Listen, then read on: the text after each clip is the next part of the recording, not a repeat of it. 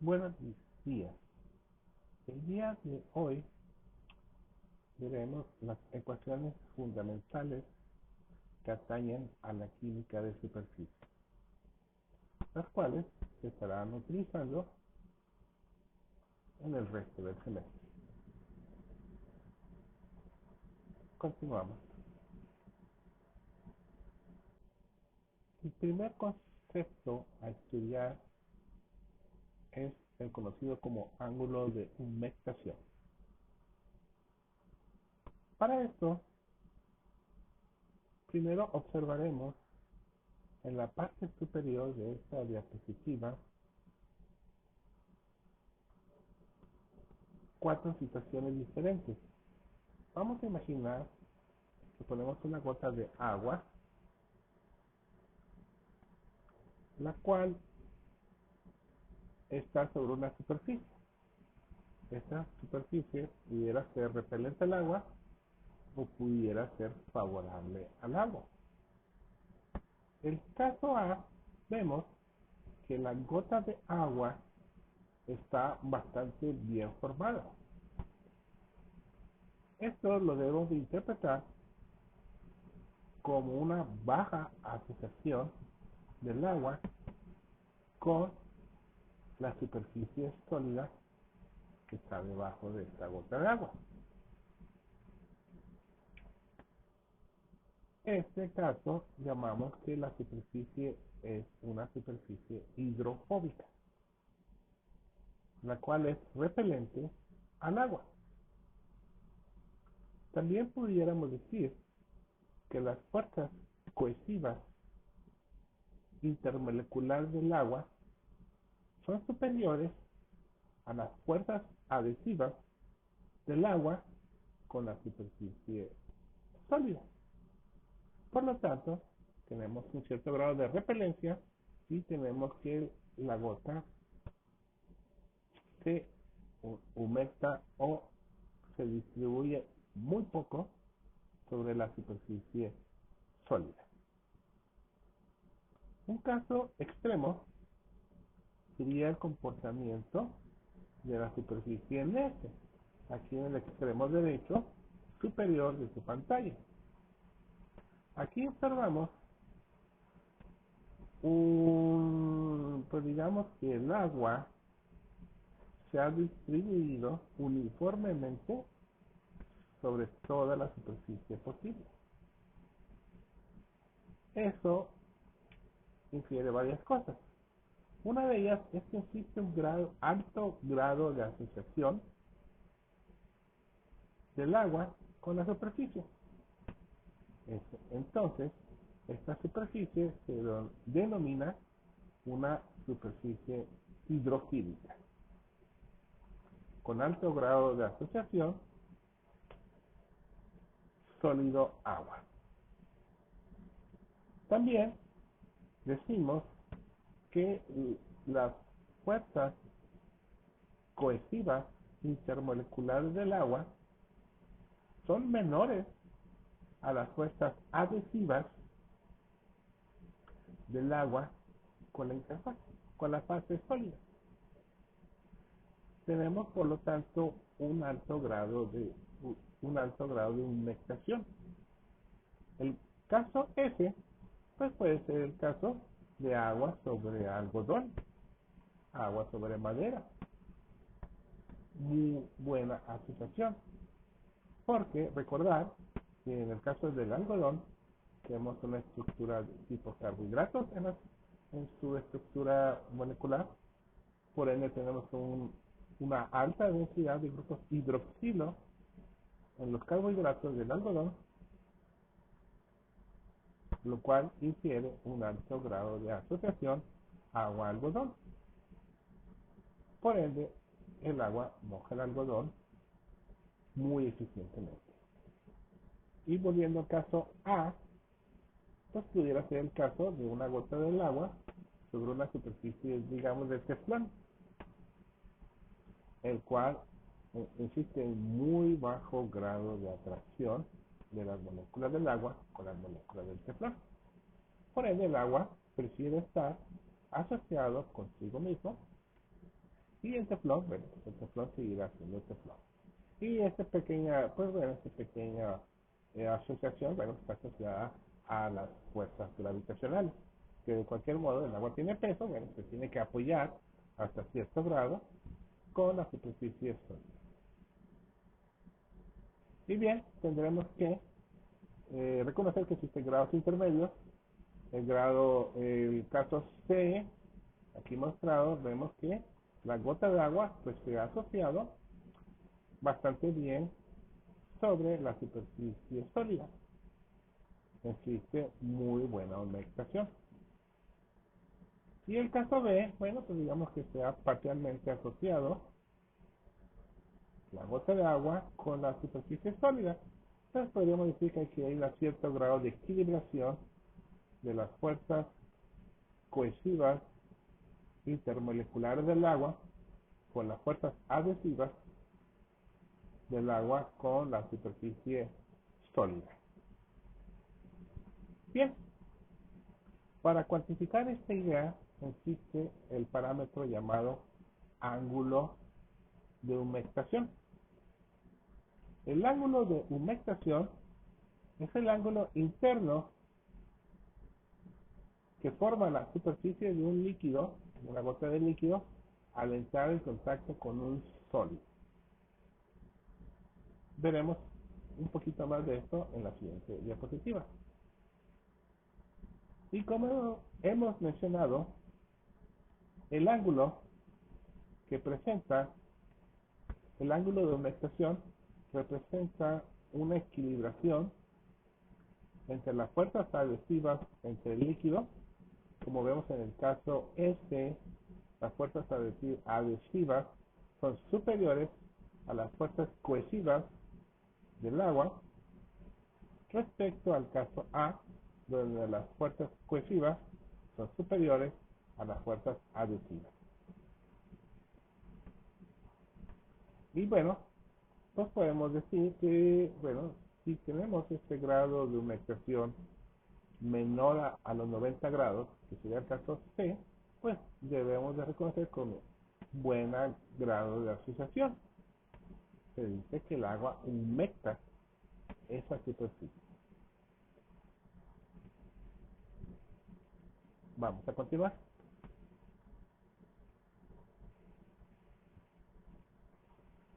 La siguiente.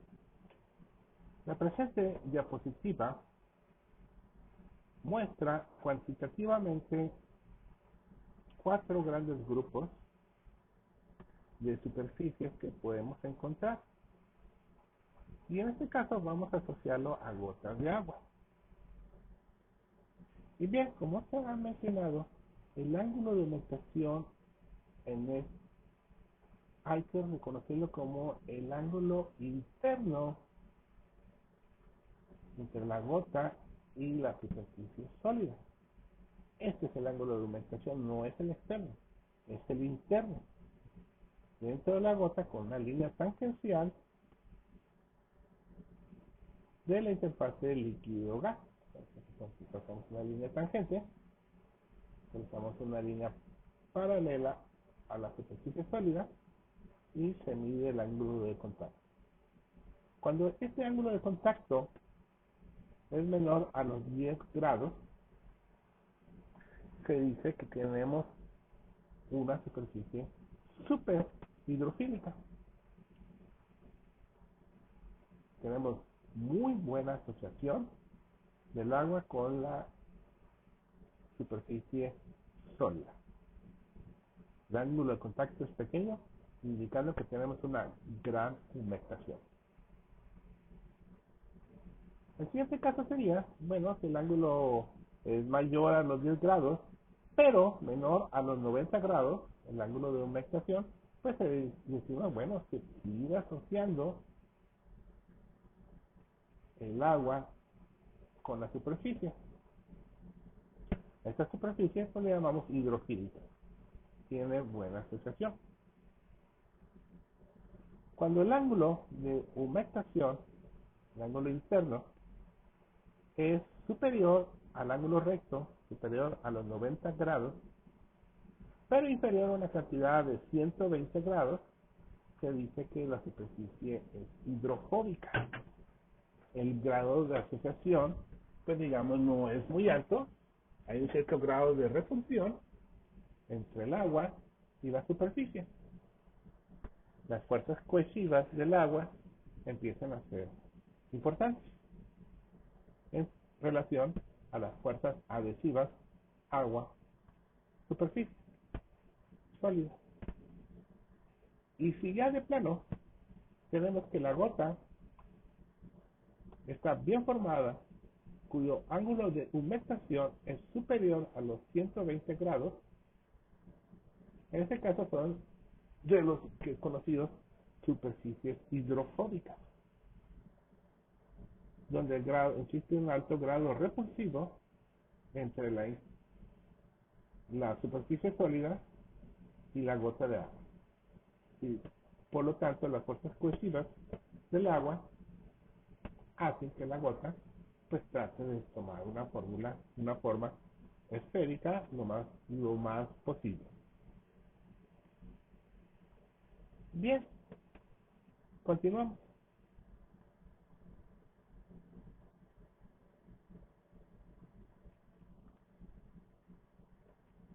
La presente diapositiva muestra que existen varias interfaces. Recordar que a cada interfase se le puede asociar una tensión interfacial entre ambas fases. Vemos pues que existe, bueno, la que tenemos entre el líquido y el sólido. Esto se conoce como la tensión superficial, bueno, digamos sólido líquido, que es la que estaríamos esperando que exista únicamente, pero no es cierto. Asimismo, existe la tensión interfacial de la superficie sólida con el gas, el aire alrededor, y también tenemos que existe una tensión superficial del líquido con el aire, con el gas alrededor. Recordad que tenemos 5 posibles interfaces. De estas 5 posibles interfaces, aquí tenemos manifestadas 3 interfaces. También es posible poder asociar estas tensiones interfaciales a un sistema de vector tensorial,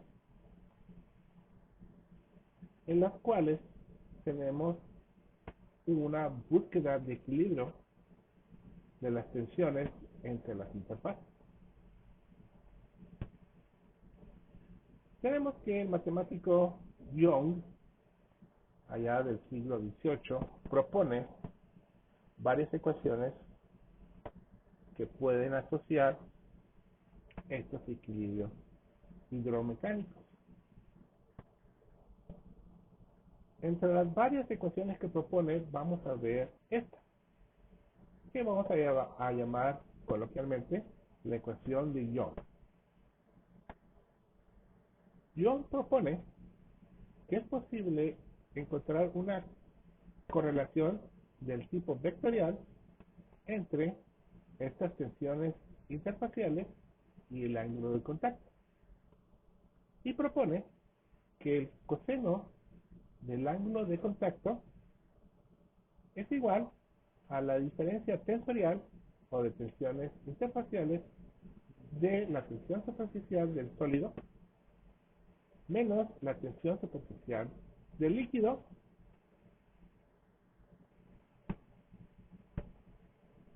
todo esto dividido entre la tensión superficial interfacial líquido sólido o sólido líquido. En la parte de abajo tenemos los significados de cada una de estas variables. Y bien, pues habría que verlo desde el punto de vista vectorial, no vamos a ver más con mayor detalle la derivación de esta ecuación, simplemente vamos a reconocer que es válida para el caso en particular. Asimismo, Young propone un par de ecuaciones. De hecho, propone demasiadas ecuaciones. Vamos a ver una más en la siguiente diapositiva.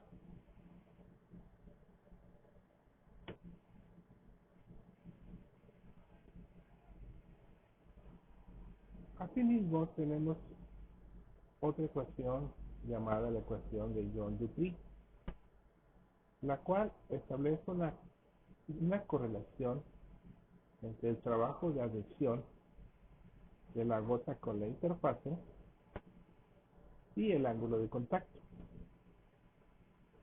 Si observamos detenidamente, es un rearreglo algebraico de la ecuación anterior. El trabajo de adhesión es el trabajo necesario para poder separar las interfaces.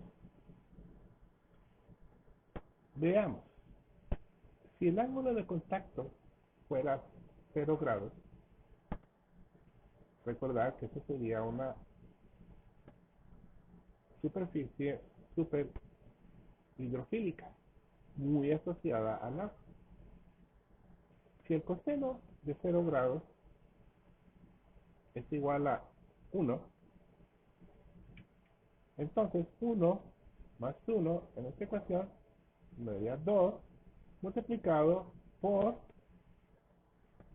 la tensión interfacial del líquido gas o la tensión superficial del líquido. Indicaría que este sería el trabajo máximo de separación del líquido con la interfaz. Dos veces la interfaz, la tensión superficial del líquido. ¿Qué otros casos podemos ver? Bueno, ¿qué pasaría si el ángulo de contacto fuera 90 grados? Y hemos visto que 90 grados sería el intermedio entre una interfase hidrofílica y una interfase hidrofóbica. Veamos, el coseno de 90 grados nos da un valor de 0. 0 más 1, pues es 1, multiplicado por la tensión superficial del líquido. Eso implicaría que si el ángulo de contacto fuera 90 grados, nos ocuparía menor trabajo de separación a que si el ángulo de contacto fuera 0 grados, porque está menos asociado. Es una interfase hidrofóbica hidrofílica. El tercer caso extremo sería si el ángulo de contacto fuera, digamos, una esfera perfecta. Sería un ángulo de contacto de 180 grados. O sea que no hay contacto. Si el ángulo de contacto fuera 180 grados, el coseno de 180 es menos 1. Por ende, menos 1 más 1 da igual a 0. 0 por lo que sea, en este caso por la tensión interfacial del líquido. Bueno, pues que nos indicaría que el trabajo de adhesión de separar una gota esféricamente perfecta, pues sería 0. Entonces vemos que esta ecuación de Young-Dupree, bueno, pues tiene su interpretación física. Vemos que el trabajo máximo de separación sería cuando está completamente contactada, humectada, sería 2 veces la tensión interfacial del líquido. Y el ángulo mínimo pues sería casi 0, cuando la esfera o el ángulo de contacto es muy, muy grande, una superficie súper hidrofóbica. Vamos a ver unos valores típicos en la siguiente diapositiva.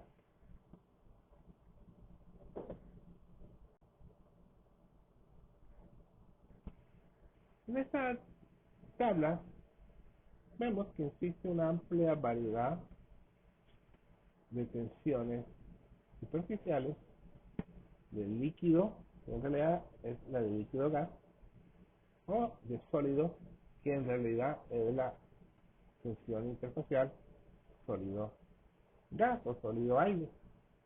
Y vemos que recordar que tensión superficial del líquido es muy alta, 485, la del agua sería 73, y bueno, así sucesivamente tenemos una amplia variedad de tensiones interfaciales. Bueno, se pueden hacer cálculos, se podrían hacer cálculos de los trabajos de adhesión para este tipo de interfaz. Ahora bien, hay que denotar un parámetro importante en la siguiente diapositiva. Continuamos.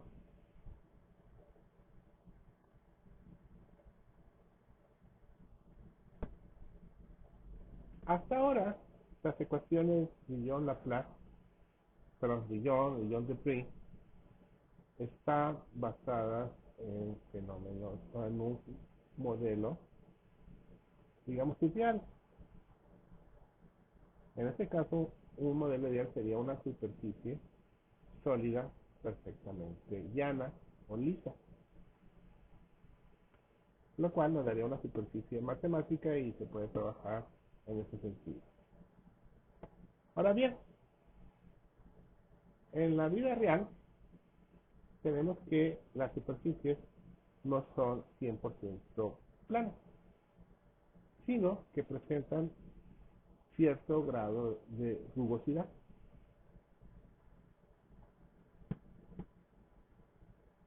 Y esa rugosidad puede alterar las implicaciones mostradas por las ecuaciones de Young y de Dillon-Dupri.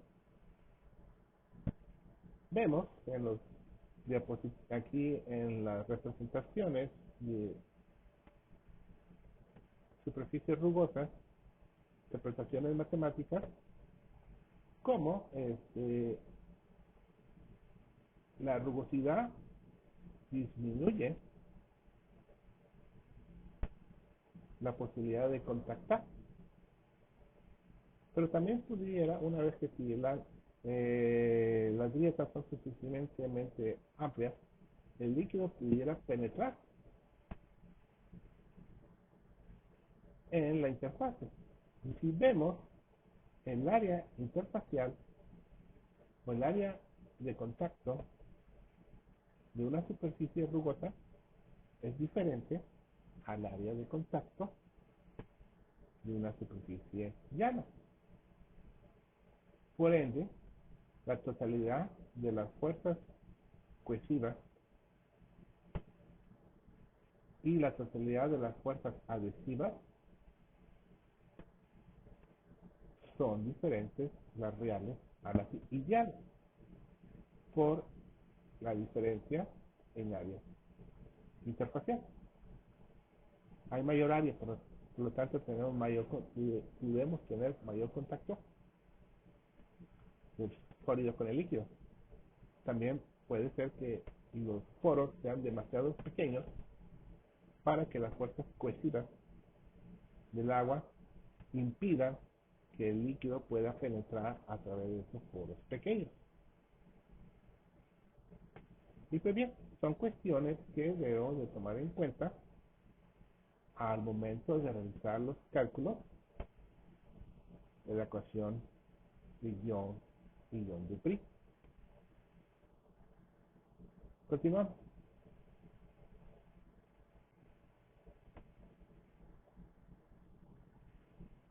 Para esto, se debe aplicar un factor de rugosidad. Existen varios en la literatura. Uno de ellos es el factor de rugosidad propuesto por Wenzel, el cual define como factor de rugosidad como el coseno del ángulo de contacto de una gota en una superficie rugosa dividido como el coseno del ángulo de contacto si la superficie fuera 100% plana. En otras palabras, es el factor de desviación de la idealidad. Algo parecido como aquel coeficiente de fugacidad de los gases. Tiene ciertos parecidos. Bien, entonces, lo que se hace, se incluye o se debe de incluir el factor de rugosidad en la ecuación de Young y Dupri. Y aquí lo tenemos marcado. Este factor de rugosidad. Ahora bien, ¿cómo es posible obtener este factor de rugosidad? Porque recordaremos que no existen superficies teóricas lisas que podamos medir experimentalmente.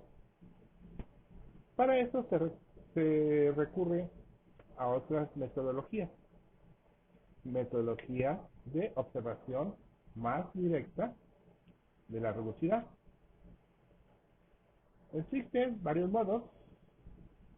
Existen aparatos que tienen como una aguja y que se hace un recorrido a través de la superficie. Existen aparatos todavía más finos que parten del concepto de una aguja que se carga eléctricamente la superficie, se hace un escaneado de la aguja por encima de la superficie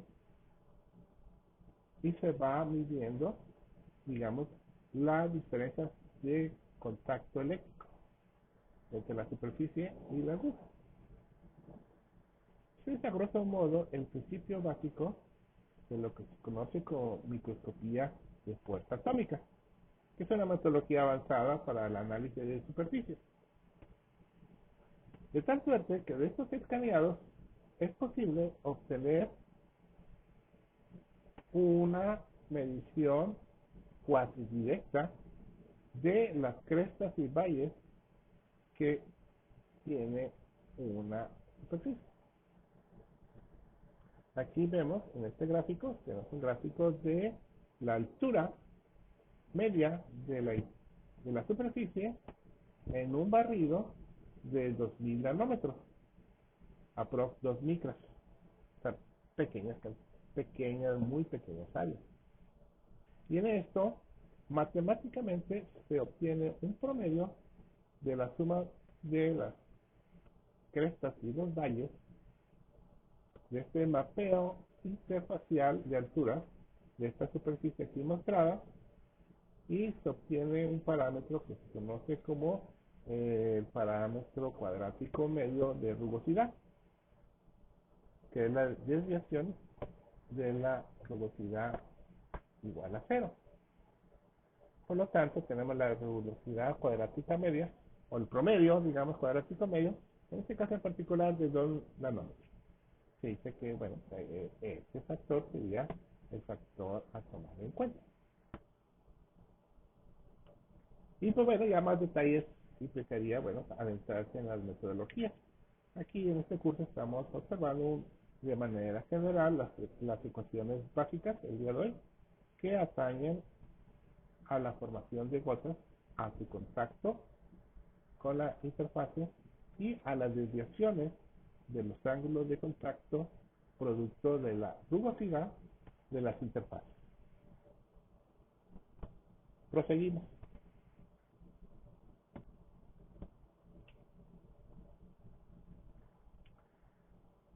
En esta diapositiva mostramos lo que se conoce como la histéresis del ángulo de contacto. Estas mediciones tienen importancia cuando se trata de calcular el grado de asociación de una gota de agua con un vidrio del ángulo, digamos, de un automóvil. A nosotros nos interesa que esa gota de lluvia, cuando cae en el parabrisas del automóvil, que se caiga rápidamente para que no estorbe la visibilidad. Y hay que tomar en cuenta que el parabrisas de un automóvil tiene un cierto grado de inclinación. Este grado de inclinación ayuda a que exista una cierta fuerza gravitacional, forzando a la gota de agua a caer con cierto grado, pues con cierta fuerza gravitacional. Y pues bueno, cuando se hacen este tipo de mediciones de ángulo de contacto, que técnicamente lo que se hace microfotografías de la gota, se puede encontrar que cuando la superficie es sólida,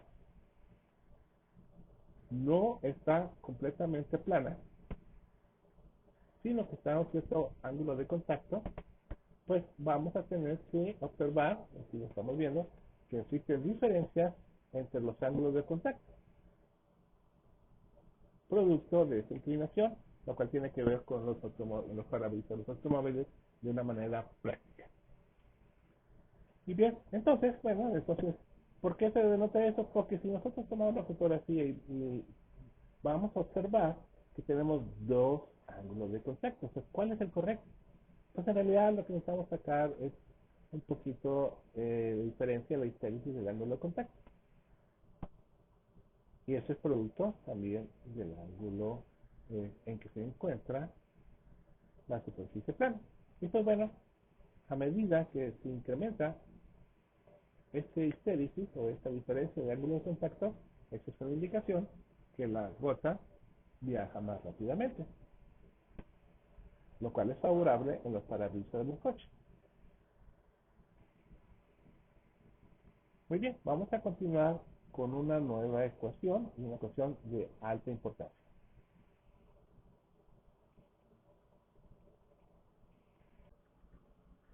Aquí tenemos una ecuación muy importante para la físico-química de superficie. Es la llamada ecuación de Young-Laplace. El propósito de esta ecuación, que nos dice delta P es igual a la 2 veces la tensión superficial entre un radio, vamos a ver el significado de esto y para qué sirve. El propósito de esta ecuación es establecer una correlación entre la tensión superficial de un líquido, vamos a decir agua, y que provee los parámetros necesarios o la explicación necesaria para hacer que se forme una gota. Una gota que separa el líquido interno con el medio ambiente y con una membrana externa. Recordaremos que esta membrana, aquí tenemos la tensión superficial. Esto es agua, dentro de la gota, fuera de la gota es aire, y la membrana es básicamente la separación o la interfase líquido-gas. Tenemos pues, como se trata de una gota, tenemos que considerar que la gota tiene un radio interno. Este radio, John Laplace, lo conocemos como el radio de curvatura de esta gota, que puede ser esférica, puede ser semiesférica, pero internamente tiene una curvatura, ese es el radio. Además, producto de las fuerzas intermoleculares dentro de la molécula de agua, tenemos una presión interna dentro de la gota superior a la presión externa del aire. Por lo tanto, si tenemos un diferencial de presión, tenemos un delta de presión, delta P, donde delta P es la presión interna menos la presión interna, siendo esto un parámetro positivo, y John Laplace establece, después de muchas consideraciones matemáticas y reducciones y etcétera, que es materia para un curso de hidrodinámica. Aquí solamente estamos conectando la ecuación final. Tenemos que ese delta P es igual a 2 veces la tensión superficial del agua o del líquido que forma esta gota dividido entre su radio de curvatura. Bien, entonces viendo la ecuación vemos que tensiones superficiales altas inciden en altos cambios de presión, diferenciales de presión, y radios pequeños inciden en altos diferenciales de presión o altas presiones internas. Quiere decir que las gotas muy pequeñas de agua tienen una alta presión interna. Muy bien, vamos a proseguir con unas cuantas ecuaciones más. Continuamos.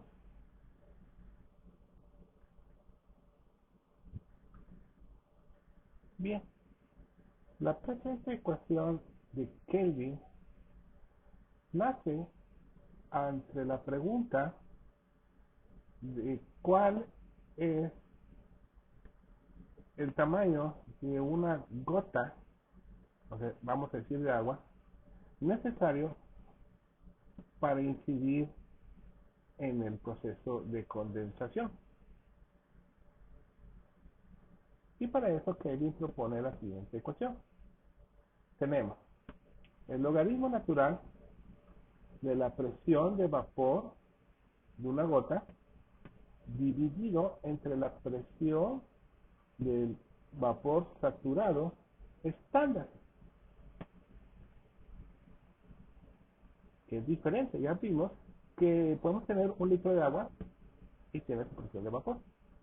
Sin embargo, podemos tener una gota muy pequeñita y la presión interna de esta gota es más grande, es más alta de la esperada, simplemente por su tamaño y la tensión superficial. Entonces Kelvin, después de muchas deducciones matemáticas, deduce que existe una correlación entre este cociente de la presión de la gota dividido entre la presión de vapor estándar del agua, está correlacionada con la tensión superficial y con el volumen molar, e inversamente proporcional al radio de curvatura. Aquí vemos una afinidad con la ecuación de John Laplace, e inversamente proporcional con la constante de los gases y la temperatura. Si vemos esta ecuación, sin adentrarnos mucho en cómo se dedujo, vemos elementos de la ecuación de John Laplace y elementos de la presión de los gases. ¿Ok? Entonces Kelvin propone que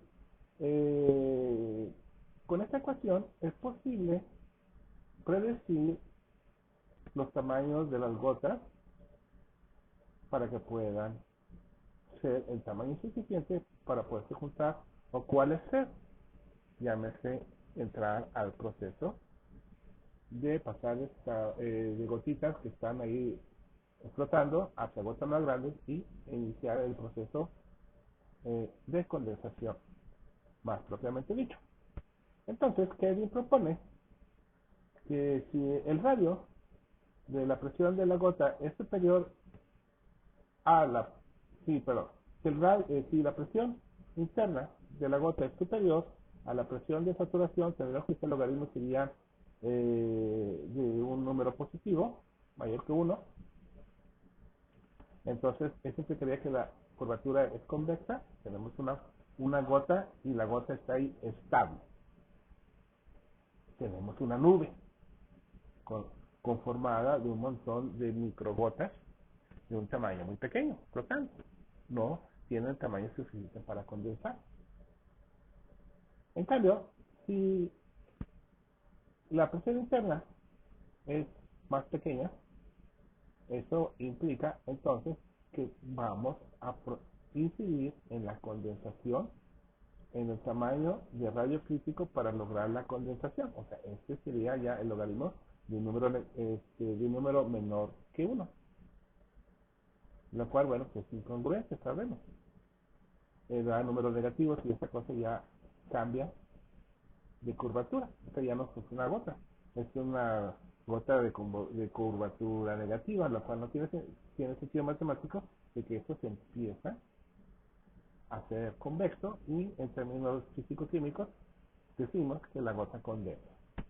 Bien, entonces existen radios pequeñitos, la gota no condensa, en radios más grandes disminuye, ya vimos que hay una correlación del radio de curvatura con la presión interna. Si empieza a incrementarse el radio de curvatura, o sea que la gota se hace más grande, tendremos que la presión interna de la gota se hace más pequeña, en cuestión de John Laplace, y por lo tanto las gotitas que son muy pequeñitas empiezan a condensarse y convertirse en líquidos perfectos. Y pues bueno, también existe una cierta correlación con la temperatura. Si disminuye la temperatura, pues también disminuye la presión de saturación y también vemos que también disminuye el radio crítico. Pero bueno, eso ya es una afirmación ya no tan importante. La primera es la más importante. Esta correlación de radio curvatura, presión interna de la curvatura y conformación del tamaño crítico de la gota para poderse condensar. Y ese es el propósito de la ecuación de Kelvin. Continuamos.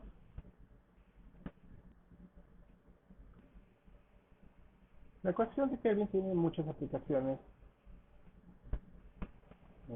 Por ejemplo, en la industria petrolera, en la ingeniería ambiental. Vamos a hablar un poquito de la Tierra. La Tierra, per se, tiene muchos eh, microtúbulos internos, muchos poros. Estos poros se pueden considerar como eh, pseudotubos capilares, cualquier poro.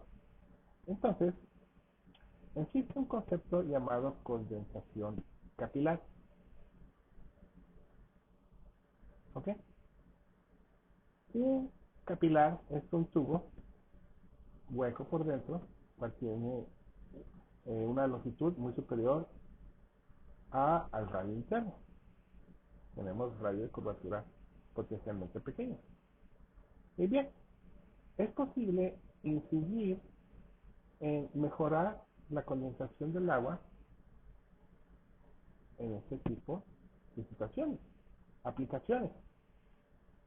Podemos tener lugares donde llueve y el agua se drena mucho, no se retiene. Entonces, ¿qué necesitamos? Necesitamos agregar elementos porosos, como la sílica G. En la tierra de agricultura, se le agrega esa sílica G, tiene muchos microporos, y estos microporos inciden en la absorción por medio de la condensación del agua y por lo tanto no permitiéndoles evaporar el agua tan fácil. Ergo, el agua se retiene. Y digamos que la cuestión de Kelvin, bueno, pues es posible asociar las presiones internas, la presión de saturación, la tensión superficial del agua, la curvatura, el radio de curvatura posible en este tubo capilar, etc. Digamos que la aplicación está más sencilla que la parte matemática, pero bueno, esta es una aplicación de la ecuación de Kelvin. Vamos a ver otra.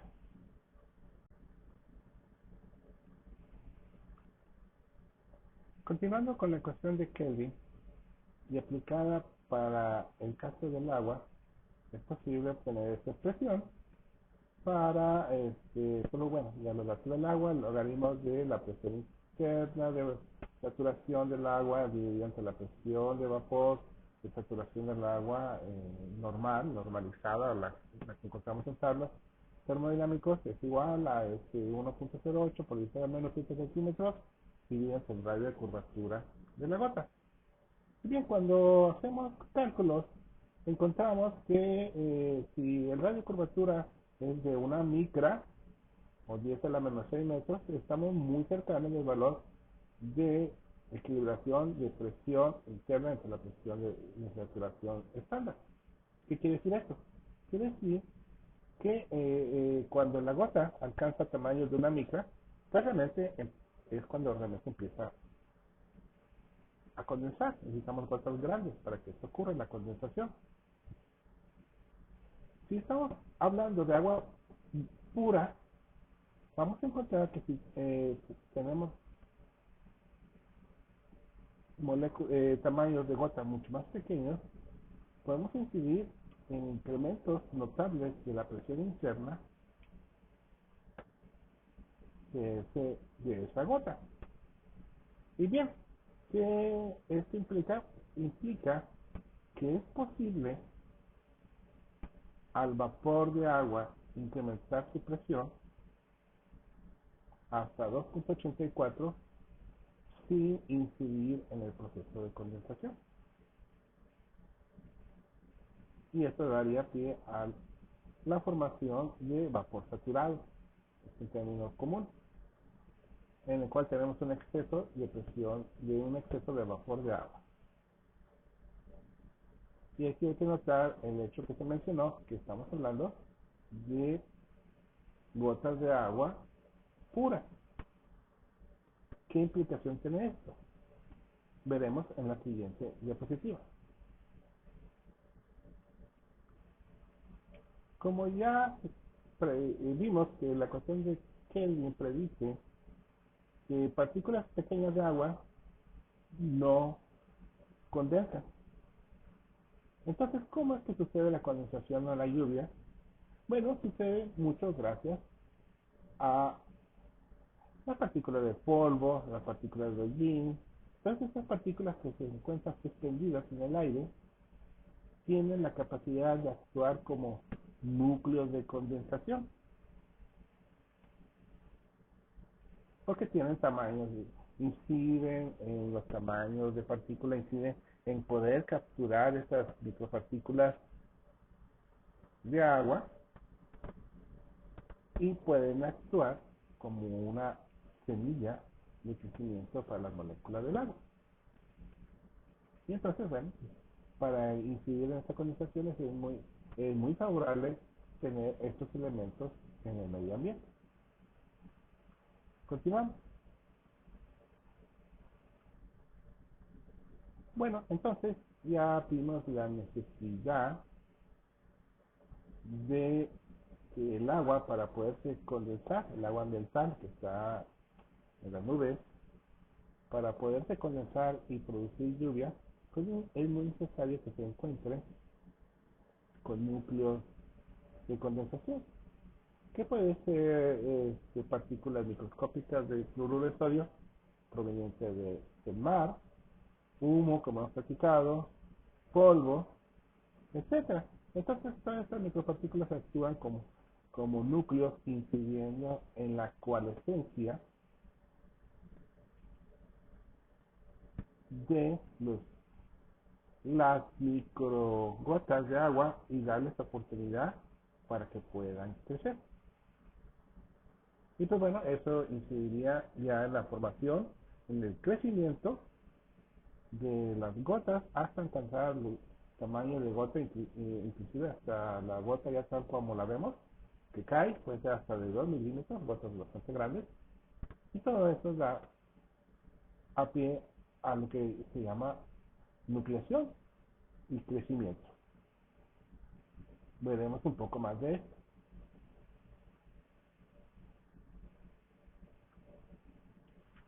Bien, existe un concepto, un mecanismo llamado el mecanismo de maduración de Oswald, o esto sí, como se dice en inglés, Oswald Ripening Growing Phenomena. ¿Ok? No vamos a aventarnos mucho en la matemática de este fenómeno, pero lo que sí debemos entender es que las soluciones que cristalizan sales que podamos tener dentro después de un cierto tiempo tienen lo que se llama un proceso de nucleación y crecimiento. Entonces la nucleación es la formación de los pequeños primeros cristales. Sin embargo, Cuando se forman estos pequeños cristales, tienen la posibilidad de poderse redisolver. Entonces, eso se convierte en un proceso dinámico de formación de las primeras semillas de nucleación, la disolución de las semillas de formación de semilla, hasta que eventualmente una de esas semillas iniciales de nucleación de las partículas tiene el tamaño suficiente para alcanzar un tamaño crítico y empezar realmente a crecer. A todo este proceso de formación de nucleación y desarrollo de una partícula se le llama el proceso de maduración de Oswald. Y pues bueno, existe como un mecanismo de crecimiento de cristales, también es un mecanismo de crecimiento de las gotas de agua. Y bueno, son fenómenos que ocurren en la naturaleza.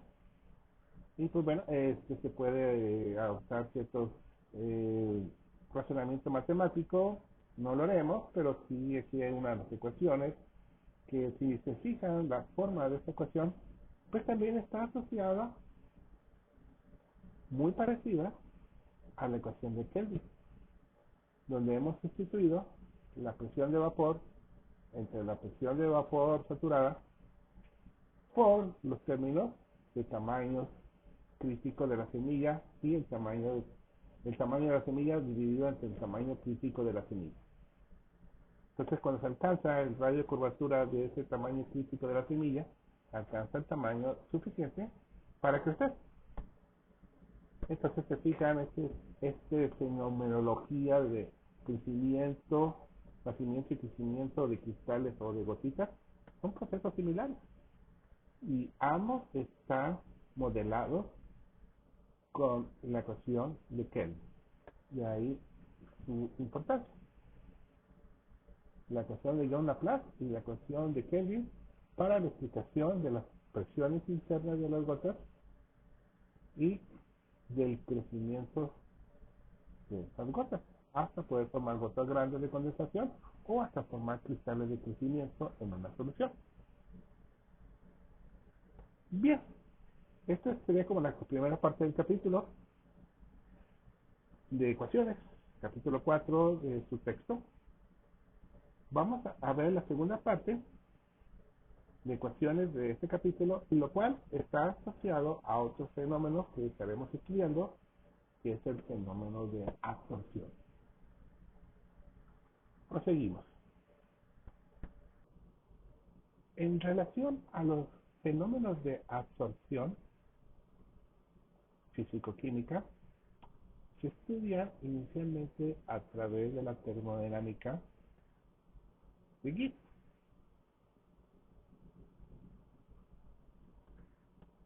Tenemos la ecuación famosa de Gibbs-Duhem, la cual, cuando se vio en el curso de termodinámica soluciones, incluía en ese momento solamente tres términos, que sería el término de energía térmica, energía mecánica y energía química.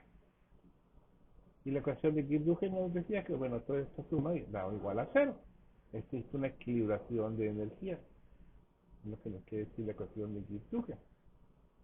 Bien, en este curso de química coloidal, junto con físico-química de superficies, debemos de reconocer que existe un cuarto término energético,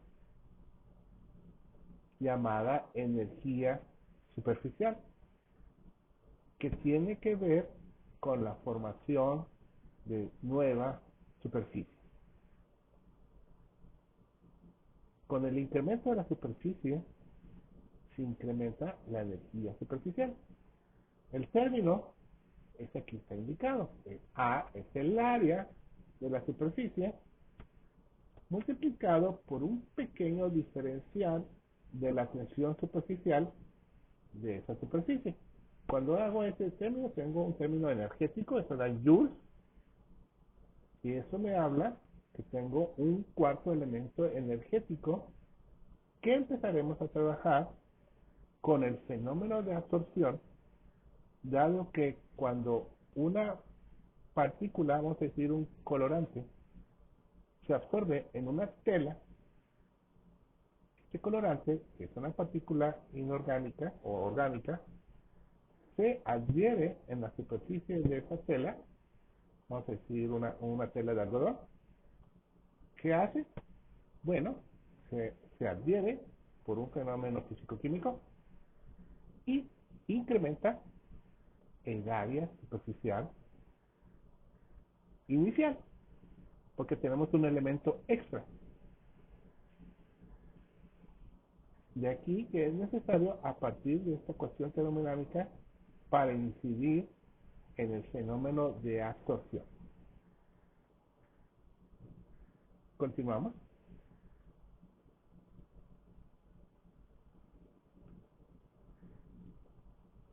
Tenemos pues la ecuación de absorción de Gibbs entre varias ecuaciones de absorción que estaremos trabajando.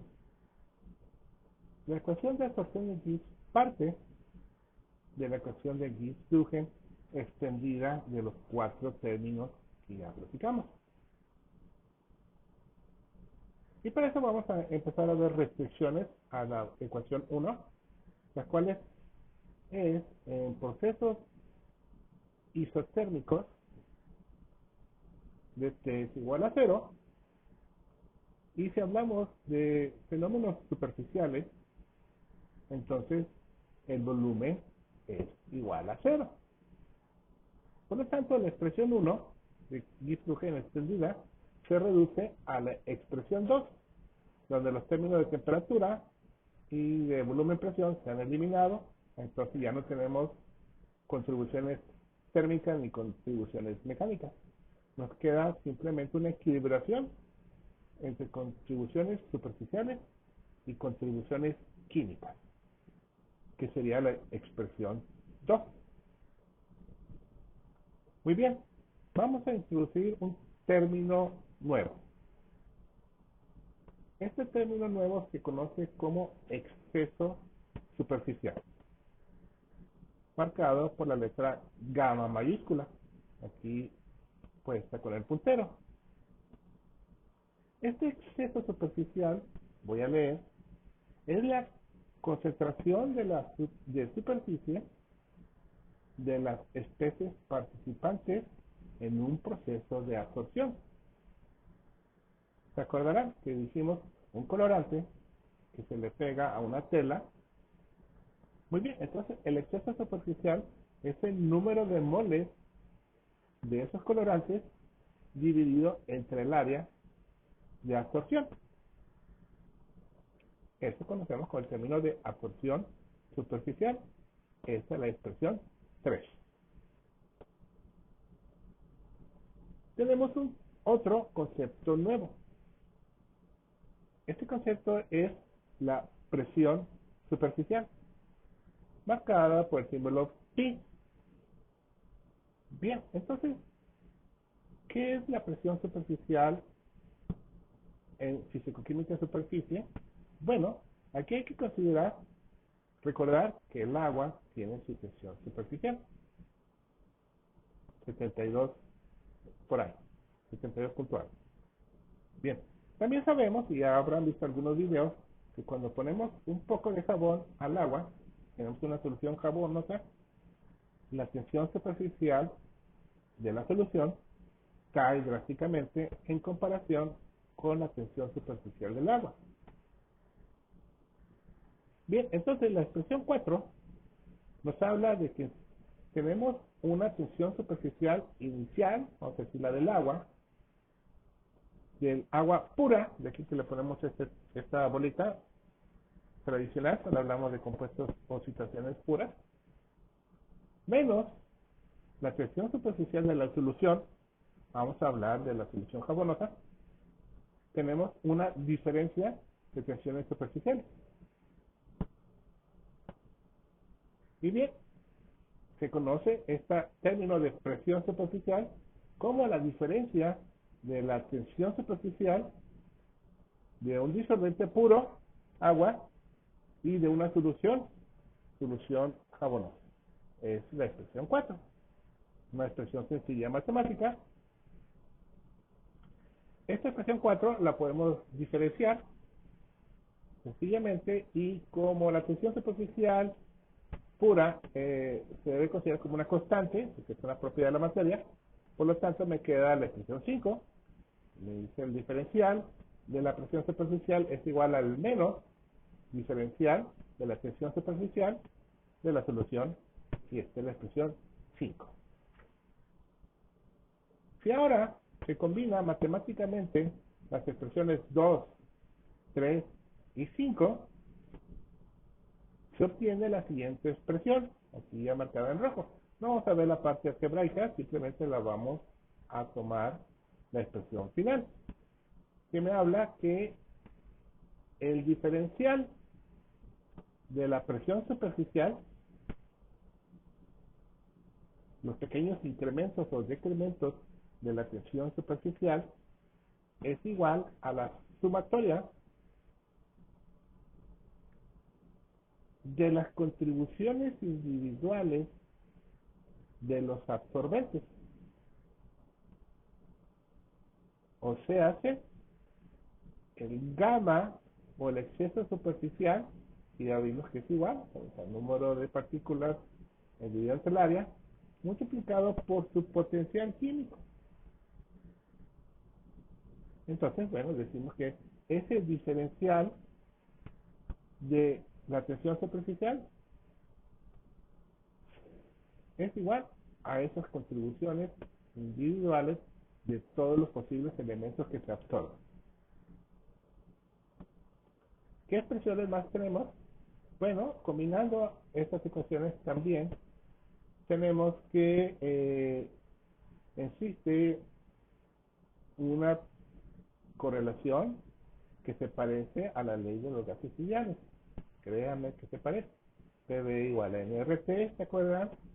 Bueno, aquí tenemos la presión superficial, se define también como el exceso superficial, se fijan, N entre A, se parece a la ley de los gases livianos, ¿ok? Multiplicado por la constante de los gases y por la temperatura. Esta expresión matemática nos dice que a medida que tenemos un exceso superficial, o sea, hace una mayor cantidad de partículas que se absorbe en una superficie, vamos a tener un mayor incremento de la presión superficial. Dicho en otras palabras, si yo le pongo más jabón al agua, voy a tener una mayor caída de la presión superficial.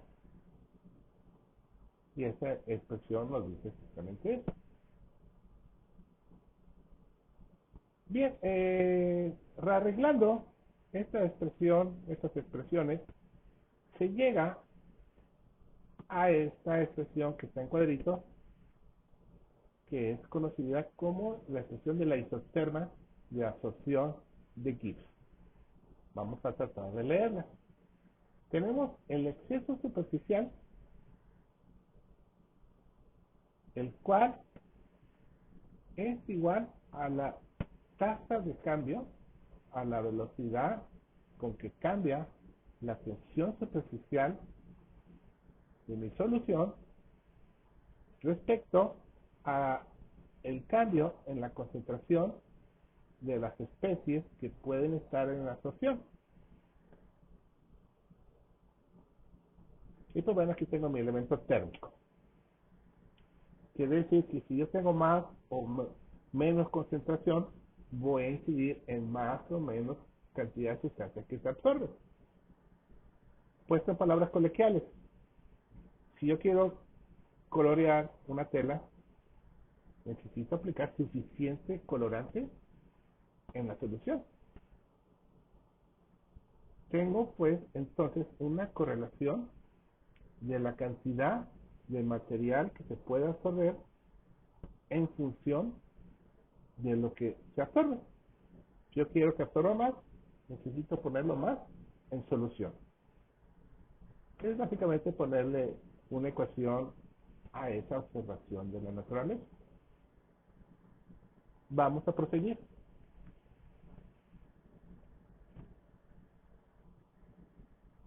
Continuando, entonces, tenemos aquí dos versiones de la ecuación de isoterma de absorción de Gibbs.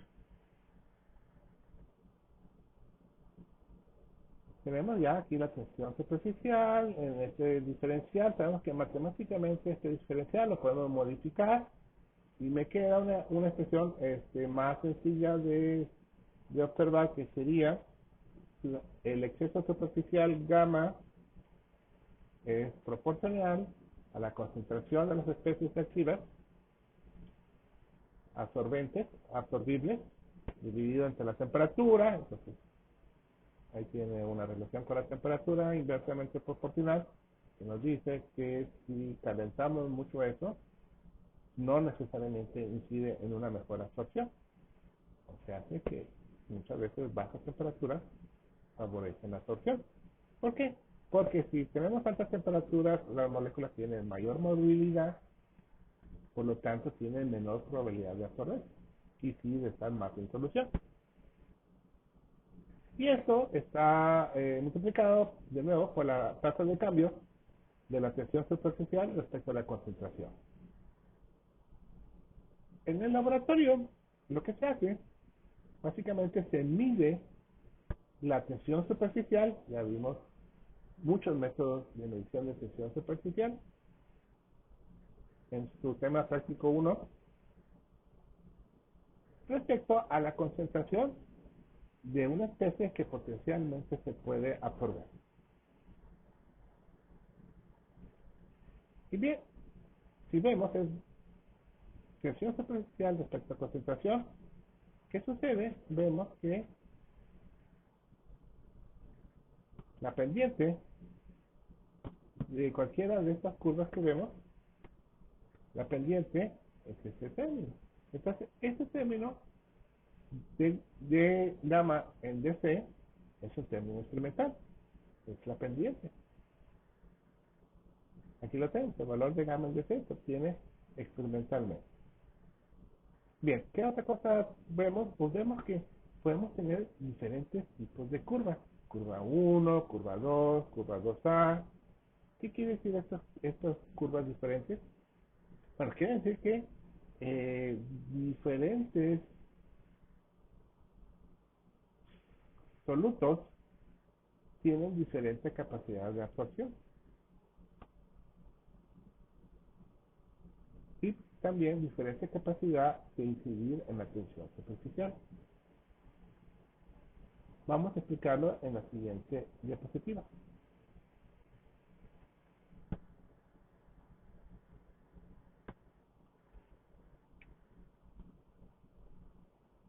Tenemos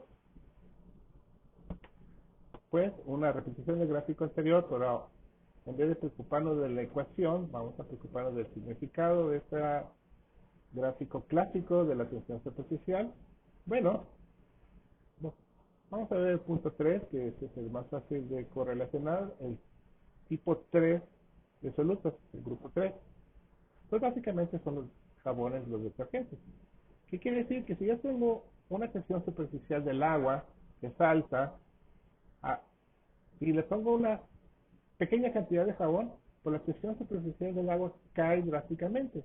Es por eso que tengo una disminución drástica de la tensión superficial. Pues fíjense, aquí cae básicamente y bueno, cae toda, ¿no? Rápidamente. Este grupo 3 tiene ese tipo de comportamiento.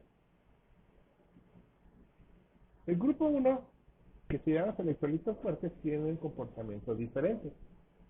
Electrolitos fuertes como, ¿qué será? Ácido sulfúrico, cloruro de sodio, electrolitos de ese tipo.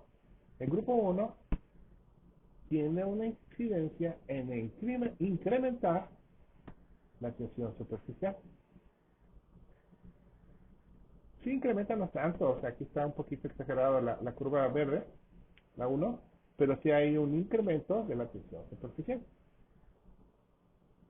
Y tenemos un grupo 2, donde tenemos una disminución de la tensión superficial con la concentración de estos solutos, sería el grupo 2, peso se lo podemos adjudicar al grupo de electrolitos débiles, ácido acético, etcétera. Bien, entonces ya vemos que, bueno, tenemos este tipo de comportamientos. Sabemos que a partir de esta ecuación de tensión superficial respecto a la concentración, puedo obtener la isoterma de absorción de Gibbs. Para eso necesitaría analizar en todo momento la pendiente que se fijan, pues se modifica con la concentración y yo ya haría el gráfico de exceso superficial respecto a la concentración. ¿Ok? Continuamos.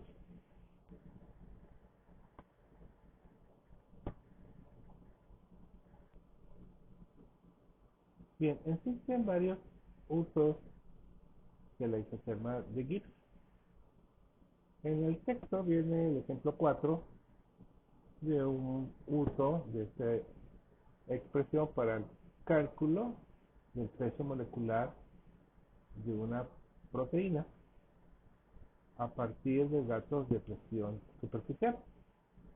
Recordar que presión superficial es la diferencia de la presión, de la tensión superficial del solvente puro menos la tensión superficial de la solución. Entonces, se preparan, en este caso tenemos 4 soluciones preparadas y se determina la tensión superficial de cada una de las soluciones. Y claro, también tenemos la tensión superficial del solvente puro. Y bien, entonces tensión superficial del solvente puro menos la tensión superficial de la solución me obtiene el dato de presión superficial. Aquí marcado de 1, 1.5, 2, 2.5. Y también para darle un poquito de dimensionalidad, puede multiplicar esta presión superficial por el área.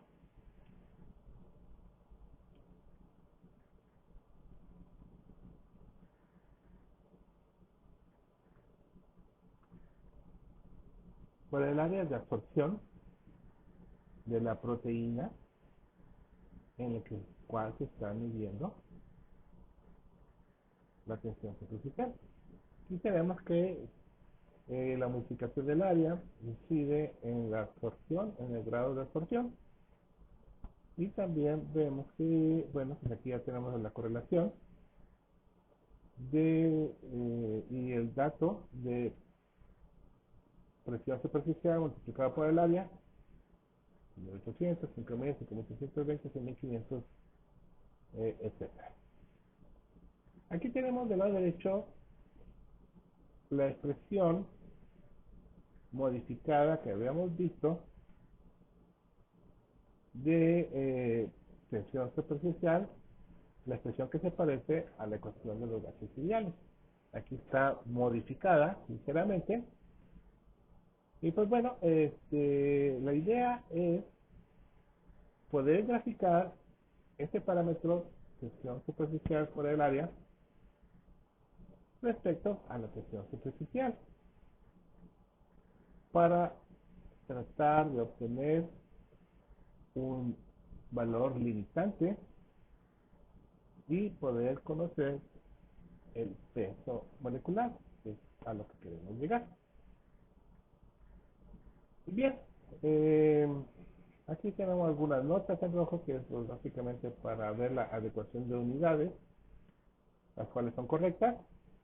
Y pues bueno, esto se grafica y se extrapola el gráfico y se observa que a medida que se disminuye la tensión superficial, aquí vemos que se va disminuyendo el parámetro pi por alfa.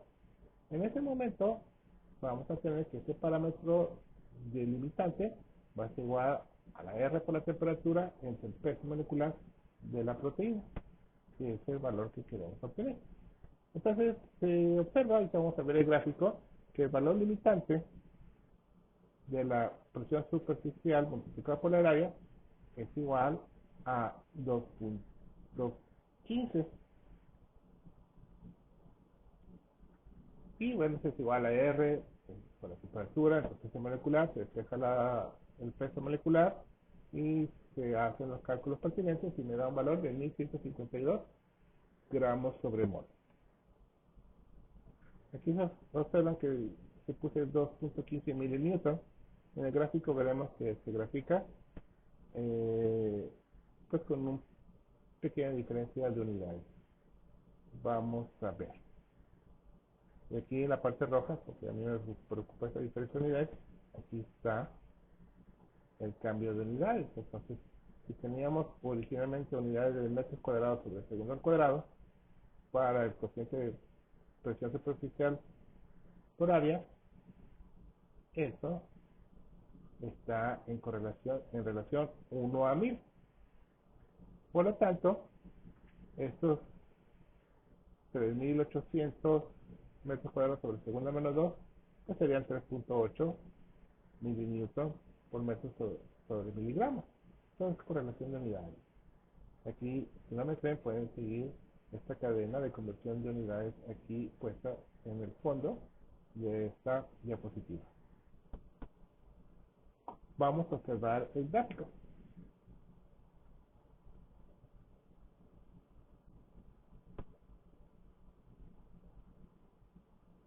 Bien, entonces, este es el gráfico que les mencionaba. Tensión superficial por el área en las unidades de metros cuadrados sobre segundo al cuadrado. Aquí tenemos los 4 valores marcados en puntos rojos, en cruces rojas, y se obtiene una ecuación lineal, la cual, bueno, pues tenemos que el valor de extrapolación de ordenada sería 2200.05, o podría ser 2150 por visualización. Entonces, en el texto ocupan el valor de 2150 metros cuadrados sobre segundo cuadrado, y bueno, este se aplica en la ecuación ya mencionada, y pues básicamente se obtiene el peso molecular. Entonces, resumiendo, yo puedo tener, vamos a decir, varias películas de absorción, pedacitos de tela, en el cual puedo sumergirlos en una solución de esta proteína, solución muy ligerita o muy poco concentrada. Mido las tensiones superficiales a varias áreas, y después de este tratamiento matemático puedo obtener una expresión que me indica el peso molecular de esa proteína. Y entonces es una de las tantas aplicaciones que tiene la ecuación de absorción de Gibbs, no es la única.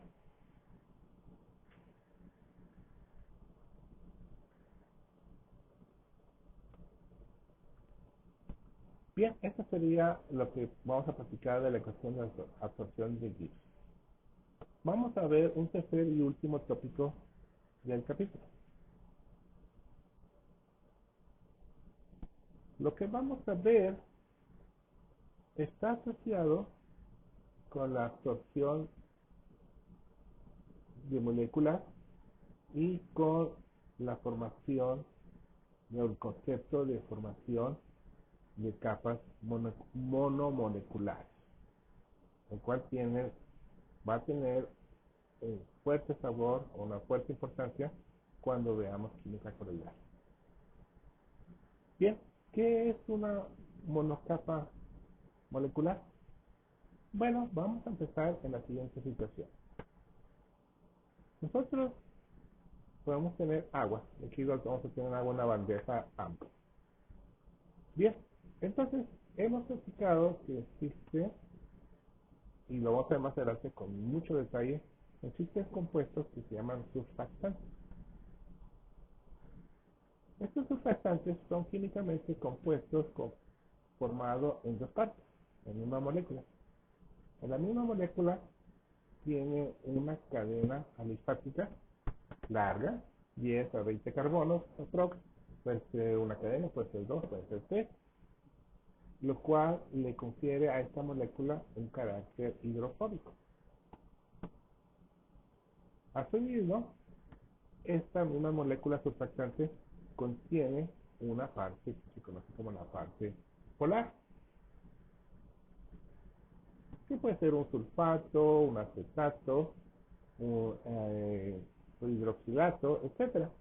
Una parte que tiene fuerte afinidad con el agua, una parte polar. A esto se conoce como surfactantes, que son moléculas anfílicas con con dualidad hacia el agua, hacia el agua.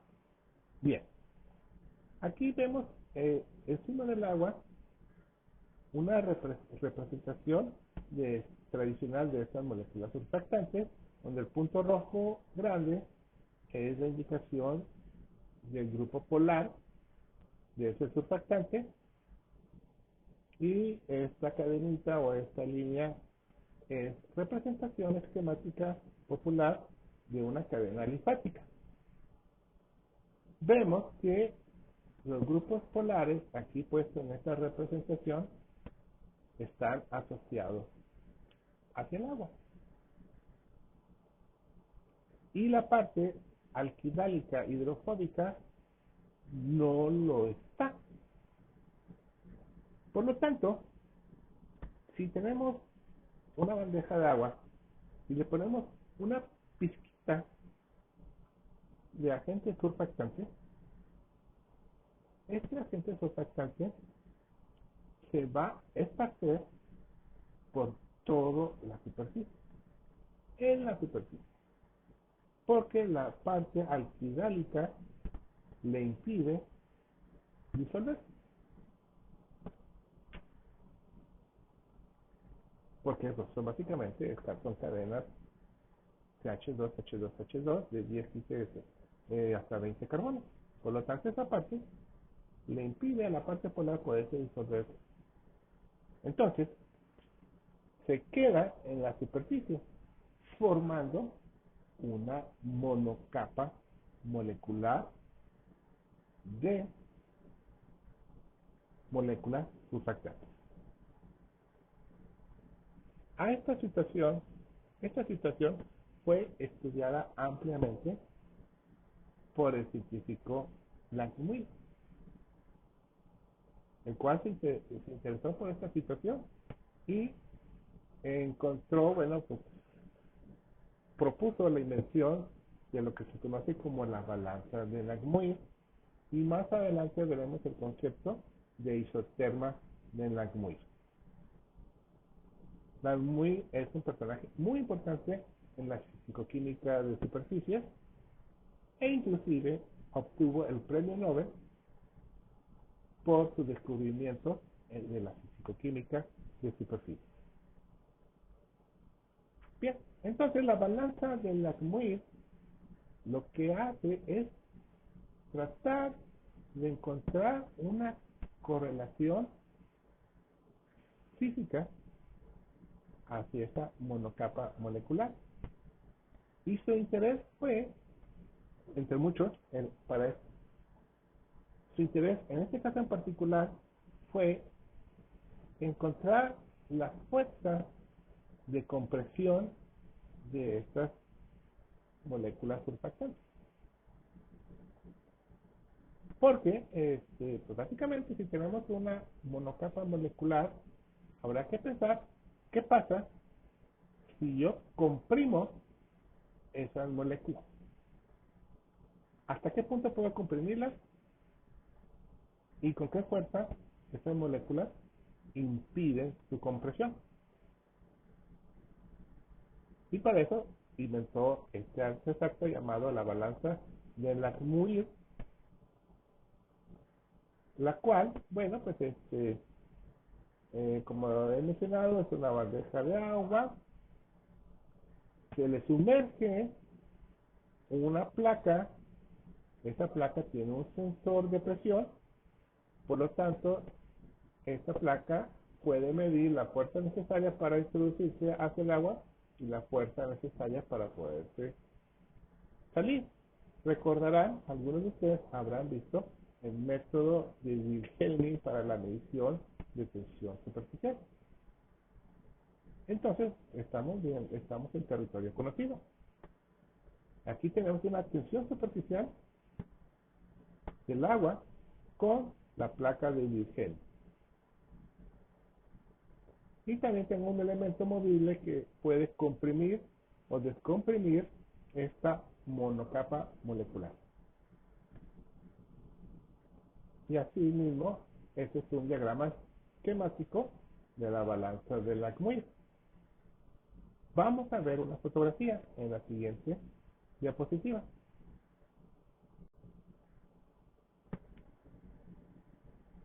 Aquí vemos una fotografía de una balanza de Langmuir comercial, la cual vemos que tiene este elemento central. Este es el elemento de la placa de Wilhelming. Que tiene la capacidad de poder introducir esta placa, tiene la capacidad de un brazo servomecánico con su capacidad de poderse mover en el eje Z, hacia arriba, hacia abajo. Tengo la bandeja, entre comillas, de agua, o sea, la capacidad de tener un poco de agua en la superficie, y veo unos brazos movibles de movimiento horizontal, también con su servomotor. Entonces, eso coincidía los elementos necesarios.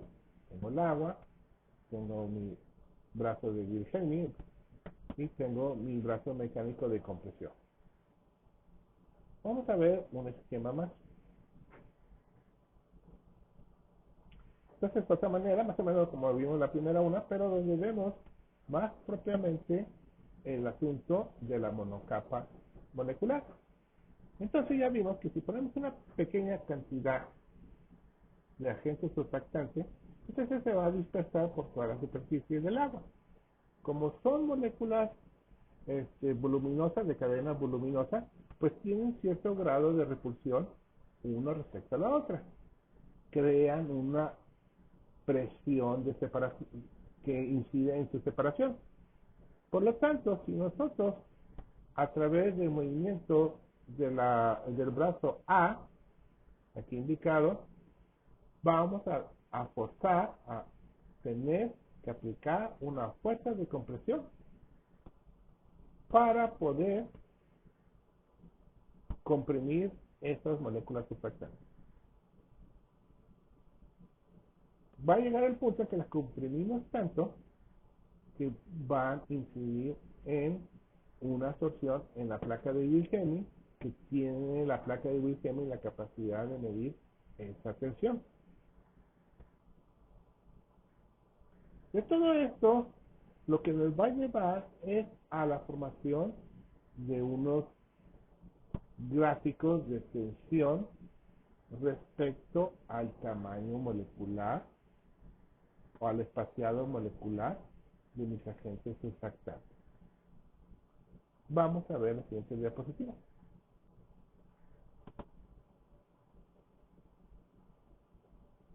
Bien, entonces estos diagramas son de donde el eje de la Y es la fuerza necesaria de compresión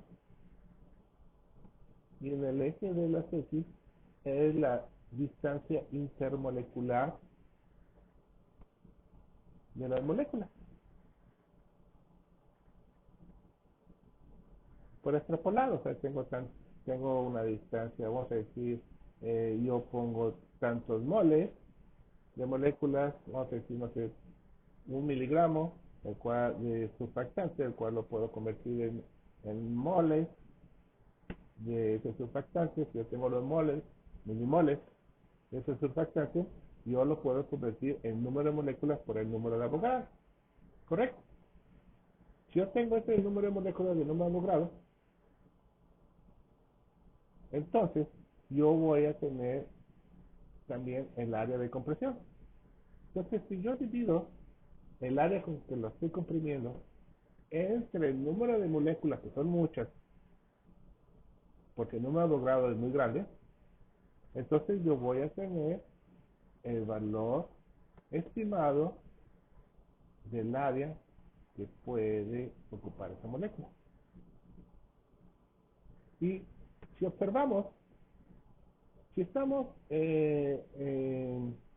con el brazo pues demasiado con una amplia área para la capa molecular, entonces si yo comprimo esa amplia área disponible para la película monomolecular, pues no me va a costar mucho trabajo porque están muy espaciadas. A medida que se comprime, me estoy acercando a una mayor compresión. Entonces va a llegar un momento en que a las moléculas están demasiado cerca y van a empezar a ejercer una presión, una fuerza que les impide comprimir. Y yo voy a necesitar entonces aplicar la fuerza. Esa fuerza se mide con la placa de Wilhelming. Y bueno, pues vamos a llegar a encontrar un tamaño espaciado crítico en las cuales ya de plano ya no se puede comprimir más. Entonces yo necesito aplicar mucha fuerza para poderla juntar, o sea, básicamente para poderla sacar de la monocapa. Hemos encontrado el tamaño crítico que ocupan esas moléculas surfactantes. Y bien, el comportamiento de este gráfico se ha estudiado en la físico-química de superficies porque nos dan a colación diversos aspectos de las fuerzas intermoleculares que pueden tener las diferentes especies moleculares, los cuales, bueno, este es un área de estudio muy importante en el área de la bioquímica, de la biofísica, la cual estudia, entre otras cosas, pues estas correlaciones de las moléculas por ahí dentro de los fluidos biológicos, los cuales pueden tener alteraciones en las fuerzas intermoleculares uno respecto con la otra, etc. Entonces, eso sí es un área de estudio activa en la biofísica molecular. Continuamos.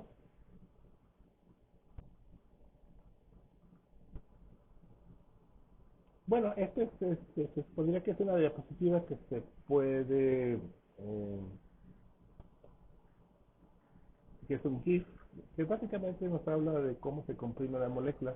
Desafortunadamente en video no se puede activar, así que van a tener que bajar la presentación o ver la presentación en fin y ver este video. Así que bueno, es un video cortito de 5 segundos que nos habla de cómo podemos esperar que se mueva la molécula en la compresión y cómo se incrementa la fuerza necesaria para poderlas comprimir. Así que bueno, pasaremos a la siguiente diapositiva.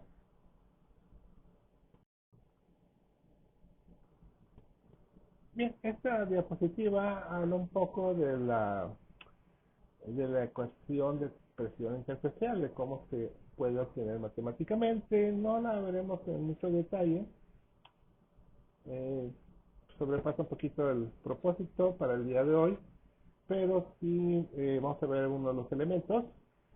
Se puede obtener a través de la balanza de Lagmuir. Entonces ya vemos que tenemos elementos de placa movible, tenemos entonces un área que se cambia, y si se cambia el área, se cambia la tensión superficial.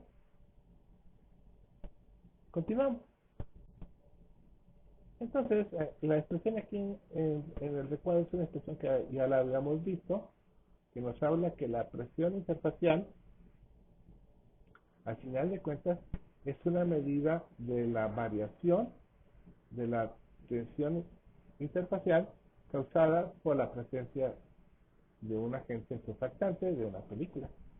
Entonces, la tensión superficial no es otra cosa también que un cambio en la tensión superficial del solvente puro respecto a la solución. Continuamos. Este gráfico viene en su libro de texto. Bien, entonces, continuando con el tópico de monocapas moleculares, Se dice que diferentes compuestos tienen diferentes comportamientos en esta monocapa molecular. Y claro, está en función de su estructura molecular.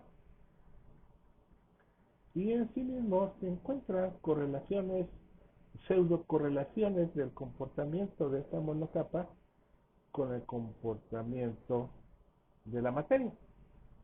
Entonces, aquí en esta diapositiva se pone entre comillas estado físico de las capas moleculares.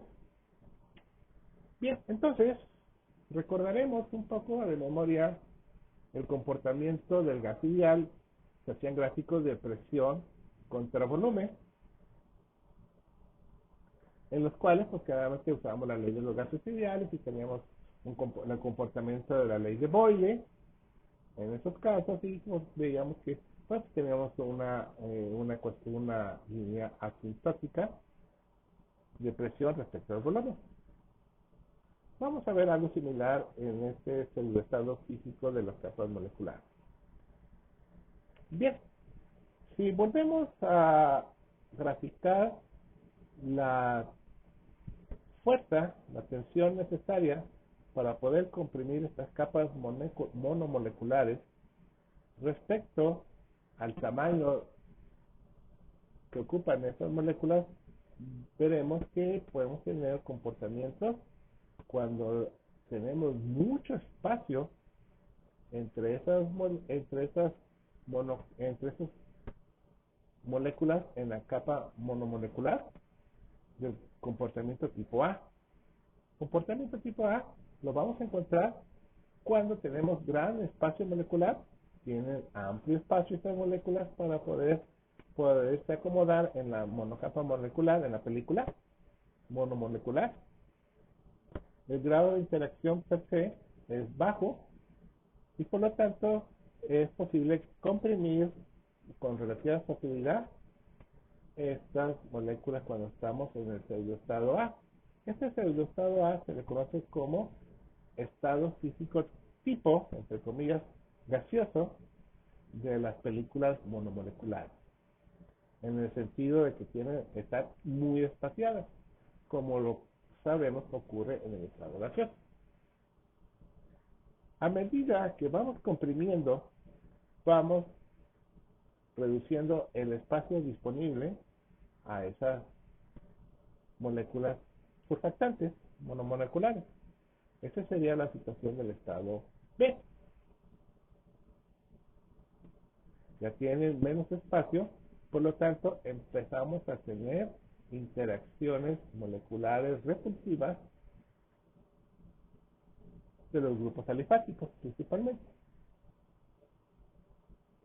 Por lo tanto, se incrementa la tensión necesaria para poder comprimir o poder disminuir el área espacial que ocupa esta película monomolecular. Sería el punto B, o el área B. Es básicamente como que el área intermedia entre este gráfico. Y bien, si seguimos incrementando la presión o disminuyendo el espacio necesario para esas moléculas monomoleculares, esta capa monomolecular, tendremos que vamos a llegar a un punto en que las hemos acercado tanto que empiezan a tener un cierto orden estructural que es pseudo parecido al estado cristalino. Ya no es posible comprimirlas más, por lo tanto hemos llegado al límite de espaciado de esas moléculas.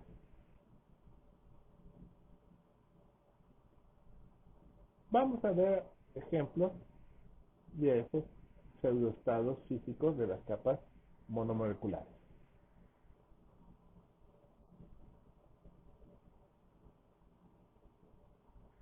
Este gráfico contiene varios comportamientos de estos estados moleculares. Veremos que el comportamiento de la curva tipo A es típico de un comportamiento de capa monomolecular tipo gas, aquí entre comillas, que sería la curva A. ¿Qué quiere decir? Si se fijan, esta no presenta, pues bueno, hay compresiones, se comprime, pero no tenemos el comportamiento así de un tipo que como que llega al líquido o llega sólido. Si se acuerdan, si se fijan, se parece mucho a la ley de Boyle. Este comportamiento es típico de moléculas que tienen cadenas alquilálicas pues relativamente pequeñas. Este sería, por ejemplo, el caso típico del pentanol. Pentanol tiene un grupo polar hidroxílico y tiene 5 carbonos. Esos 5 carbonos, al ser pequeños, les da capacidad de acomodarse cuando se comprime esta monocapa monomolecular de moléculas de pentanol encima de una molécula de agua. Por lo tanto, es bastante compresible. Se puede comprimir muy fácil, relativamente fácil. Y este es el tipo de comportamiento esperado de un gas.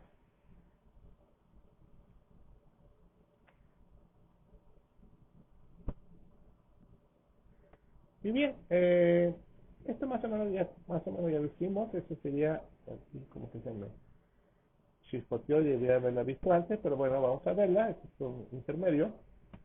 Esta es la demostración básica de la ecuación de absorción de Gibbs, otra manera de verla, donde tenemos la expresión de tensión superficial es igual de una solución, es igual a la tensión superficial del solvente puro, la cual es modificada por la concentración. Donde el parámetro B, pues no es otra cosa más que la pendiente del gráfico de tensión superficial respecto a la concentración, la pendiente de esta línea. Y teníamos el parámetro de tensión superficial es igual a la diferencia de tensiones superficiales.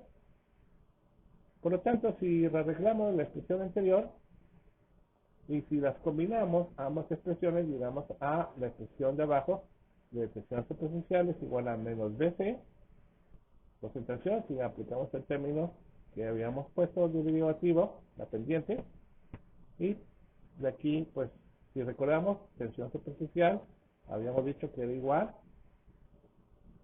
a gamma RT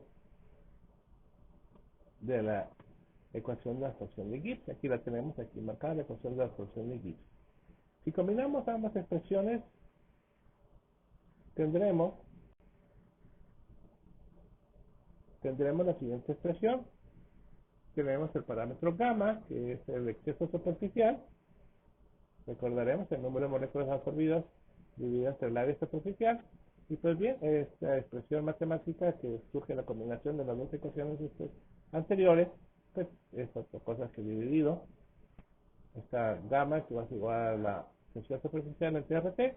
Si esto lo despejamos, pues aquí se comprueba la expresión. Esta es una expresión para ciertos tipos de problemas numéricos que nos dice que la tensión superficial producida por la absorción de especies en superficie pues es igual a ese exceso, que es moléculas entre el área, multiplicado por la R de los gases y por la temperatura.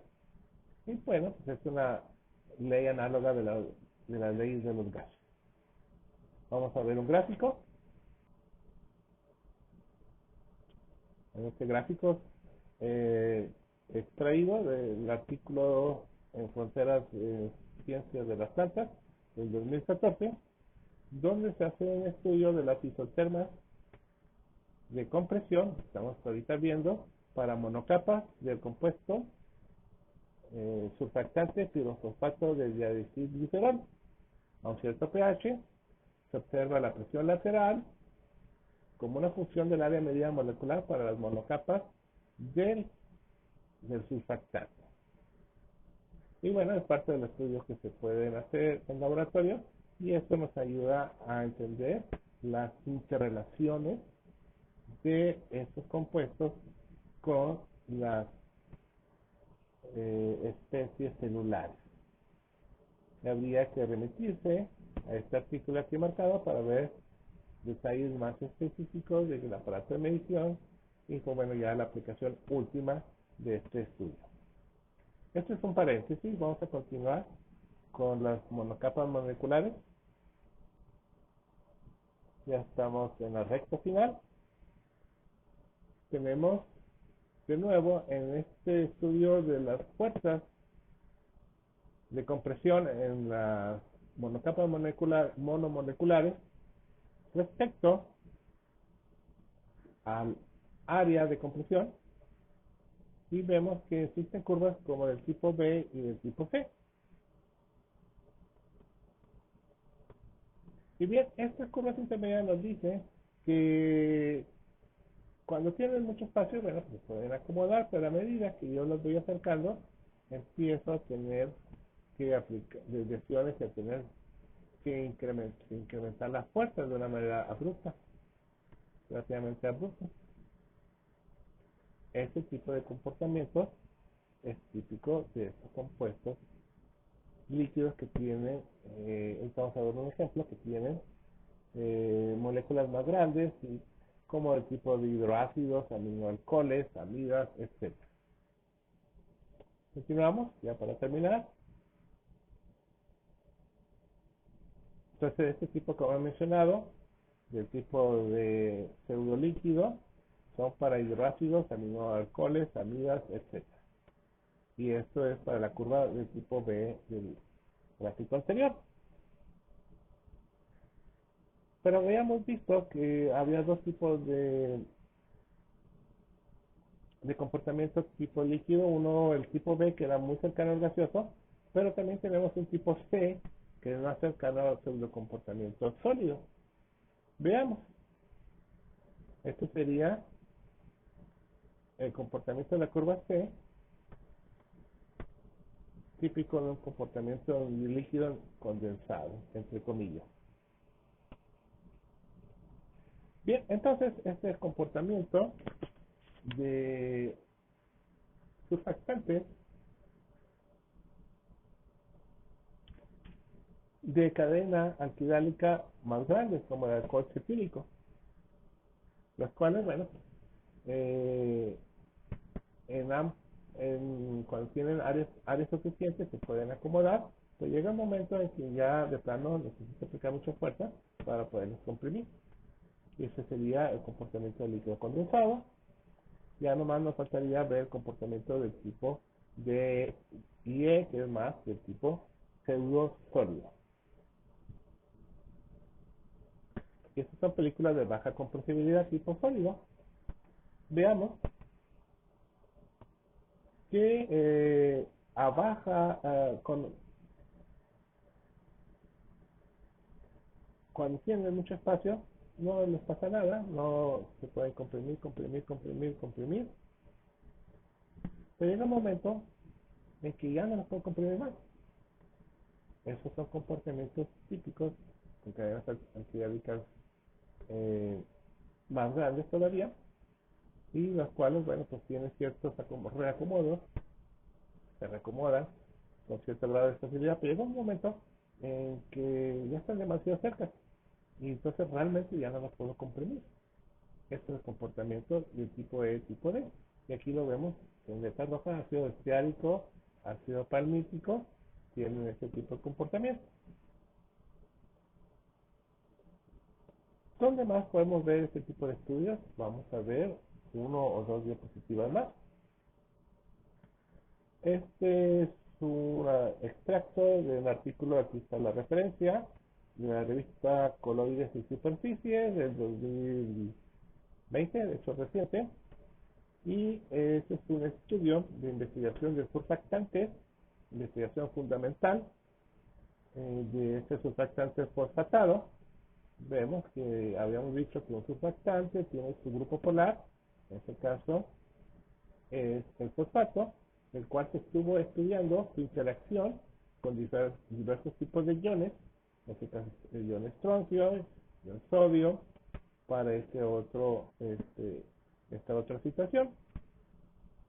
Y estuvo estudiando, aquí en este reportaje de este artículo, el tipo de interacción que tiene sus cadenas alquidálicas y observamos que tiene aquí algunos grupos eh, cetónicos y etéreos o